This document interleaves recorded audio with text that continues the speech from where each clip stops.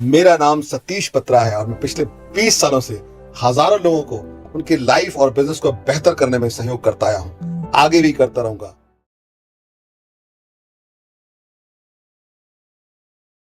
ठीक है, तो आज का जो सेशन है हम एक स्टोरी से शुरू करना चाहते हैं। तो ये स्टोरी को आप देखिएगा, ये वीडियो स्टोरी है। ठीक है, और वीडियो स्टोरी जो है, जैसा कि हमने पूरे अपने जो कोर्स है हमारा उसके दौरान पढ़ा, आपने सब लोगों ने इसमें जानकारी ली होगी कि 4 तरह के एम्प्लॉयज होते हैं, है ना। 4 तरह के एम्प्लॉयज कौन कौन से? यस, बताइए। वाह, ग्रेट। यस, सबसे पहले होता है नंबर 1। नंबर 1 का हमने नाम क्या रखा हुआ है? शक्तिकर्ता, यानी पावर गिवर।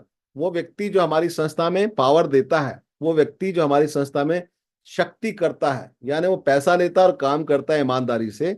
और दूसरी बात, उसके अंदर विल होती है काम करने की, इच्छा बहुत ज्यादा होती है, लेकिन उसके पास काम करने के लिए ट्रेनिंग नहीं होती, स्किल्स नहीं होती, और जब भी किसी के पास स्किल नहीं होती है तो वो उतना अच्छा परफॉर्म नहीं कर पाता है। तो हमें जो नंबर 1 पर आते हैं एम्प्लॉय, उनको ट्रेनिंग देनी होती है, उन्हें सिखाना होता है। आपकी संस्था में कोई भी व्यक्ति काम कर रहा हो, कितना ही पुराना काम कर रहा हो, अगर वो सिर्फ काम कर रहा है और पैसे ले रहा है, तो वो आपका आम एम्प्लॉय है, जिसे हम नंबर 1 में रख सकते हैं, जिसको हम कहते हैं शक्तिकर्ता। किसी की ना किसी रूप में हमारी संस्था में वो शक्ति करते हैं। दूसरा, हमने कौन सा एम्प्लॉय को स्टडी किया था? Employ number 2। यस, चाहे वो किसी भी लेवल पर हो हमारी संस्था में, तो वो कहलाता है शक्ति दाता। यस, शक्ति दाता, एम्पावरर। एक ऐसा व्यक्ति जो हमारी संस्था में एम्पावर कर देता है। वो खुद तो बहुत अच्छे से जानता ही है, उसकी विल बहुत अच्छी होती है, बहुत स्ट्रांग विल होती है उसकी, काम करने की हमेशा ही तैयार रहता है। और दूसरी उसकी खूबी क्या रहती है कि उसके अंदर स्किल भी रहती है, उसको काम करना आता भी है ना। तो उनको काम करना आता भी है और उसको वो काम करता भी है, विल भी है, स्किल भी है। और बड़ी बात यह है कि वो लोगों को सिखाता भी है कि कैसे काम करना है, लोगों को सहयोग करता है, ऑर्गेनाइजेशन में टीम को सहयोग करता है, ऑर्गेनाइजेशन को बड़ा करना उसका उद्देश्य रहता है। ऑर्गेनाइजेशन का जो मिशन है, जो विजन है, उससे वो कनेक्टेड रहता है, ऑर्गेनाइजेशन से उसको लगाव होता है। जब भी किसी व्यक्ति को ऑर्गेनाइजेशन से लगाव होता है, जब भी कोई व्यक्ति के पास विल भी है, स्किल भी है, जब भी कोई व्यक्ति किसी को सिखाता है, साथ में लेके चलता है सबको, जब भी कोई व्यक्ति एम्पावरर होता है, संस्था को एम्पावर करता है, वो कहलाता है शक्तिदाता। तो ऐसा व्यक्ति, ऐसा आपका एम्प्लॉय बनाने के लिए थोड़ा समय लगता है आपकी संस्था में, लेकिन बन जाता है। अगर आपका 100 में से एक एम्प्लॉय भी शक्तिदाता है, 100 में से एक, तो भी वो आपके बिजनेस की दशा और दिशा को बदल सकता है।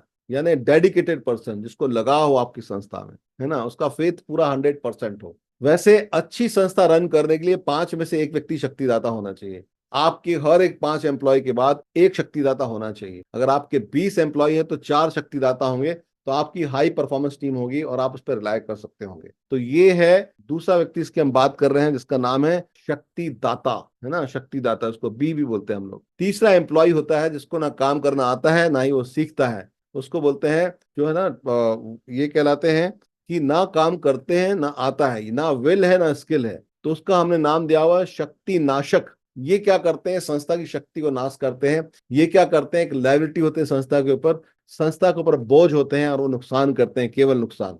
तो ऐसे व्यक्ति को, जो पावर डिस्ट्रॉयर है, ऐसा व्यक्ति जो संस्था को नुकसान पहुंचाता है, उसे कभी भी संस्था में रखना नहीं चाहिए। तो उसे सम्मान पूर्वक विदाई कैसे करना, उसकी व्यवस्था करनी चाहिए।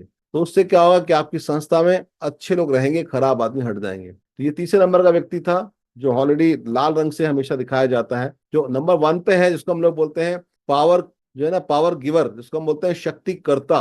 तो शक्तिकर्ता हमेशा ग्रीन कलर से दिखाया जाता है, और जो शक्ति दाता है ना, जो एम्पावरर है आपकी संस्था में, उसे हम ब्लू कलर से हमेशा दिखाते हैं, ब्लू मतलब। और जो हमारा ऐसा व्यक्ति जो बोझ है संस्था पे, जिसको हम बोलते हैं शक्ति नाशक, यानी पावर डिस्ट्रॉयर, उसको हम रेड कलर से डिनोट करते हैं, उसमें कोई सुधार नहीं हो सकता।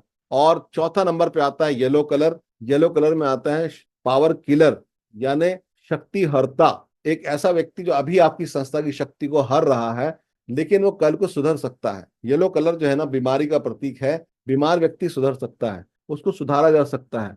उसको सुधारने के लिए उसके साथ बैठ के काउंसलिंग करनी पड़ती है, उसे सुनना पड़ता है कि क्या चीज उसको बुरी लगी, किस ईगो की वजह से वो काम नहीं कर पा रहा है। तो जब भी आपकी संस्था में कोई व्यक्ति शक्ति हरता होगा, है ना, शक्ति हरता, पावर किलर, तो उसके साथ बैठ के आपको काम करना होगा और उसे ये एहसास कराना होगा, उसको समझना होगा कि उसको किस चीज से प्रॉब्लम आ रही है और कैसे वो आगे बढ़ सकता है। ठीक है, क्लियर है? तो ये सब आपको याद था और हमने इस पे काफी लंबी चर्चा की सेशन में, है ना। हमने सेशन में चर्चा की अलग अलग डिपार्टमेंट में।